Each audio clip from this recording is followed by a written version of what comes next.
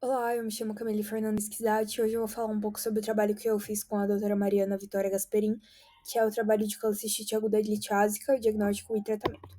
Então, a colicistite aguda litiásica, ela é causada por cálculos na vesícula que obstruem a saída da bile da vesícula e acabam causando uma inflamação aguda da vesícula biliar.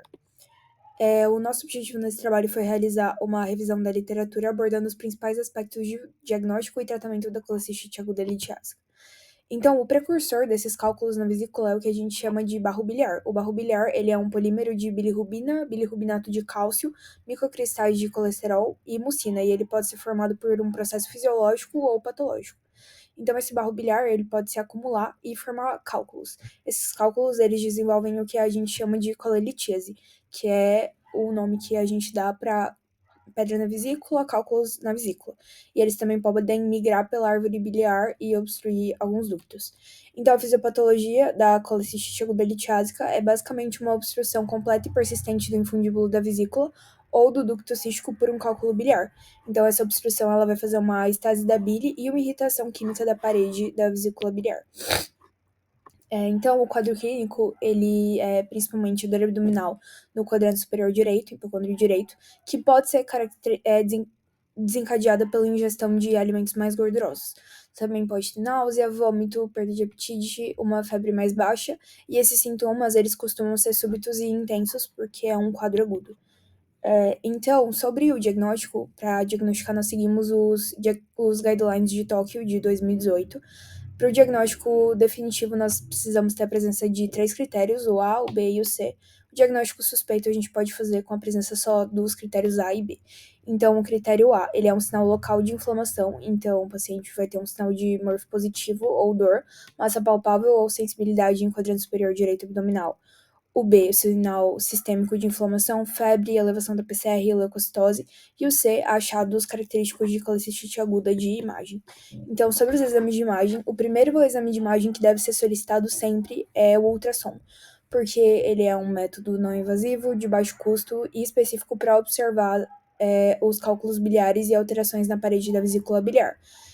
Ele mostra pra gente o aumento da vesícula, espessamento da parede, o ducto biliar comum dilatado e líquido pericolecístico, que representam um processo inflamatório. Caso não seja possível diagnosticar pela ultrassonografia, a gente pode fazer a colangiopancreatografia por ressonância magnética.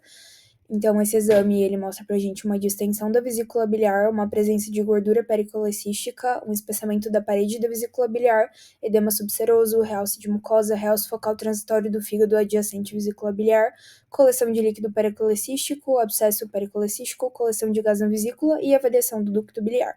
Caso esse exame também não seja diagnóstico e ainda tenha uma dúvida sobre o diagnóstico do paciente, a gente também pode estar realizando a tomografia computadorizada e a cintilografia hepatobiliar. O tratamento, ele segue 2 princípios básicos. A gente tem o tratamento clínico e o tratamento cirúrgico ou invasivo. Nós realizamos os 2 tipos de tratamento. Então, o tratamento clínico, ele é composto pelo jejum, antibiótico terapia, uma manutenção do balanço do ácido base hidroeletrolítico favorável, analgesia e um monitoramento continuado até a gente ter um paciente mais estabilizado para fazer o tratamento intervencionista, que inclui a colecistectomia e a drenagem da via biliar. Então, o tratamento cirúrgico invasivo, ele é o tratamento de primeira linha após as medidas iniciais de estabilização do paciente, principalmente a colecistectomia precoce ou urgente, preferencialmente por via laparoscópica, com prazo ideal de até 72 horas depois do início dos sintomas. Tá ligado a um menor tempo de internação e de custos hospitalares. Então, a gente pode concluir que o diagnóstico da colicistite aguda litiásica ele reflete uma combinação de anamnese, exame físico, exames laboratoriais e de imagem.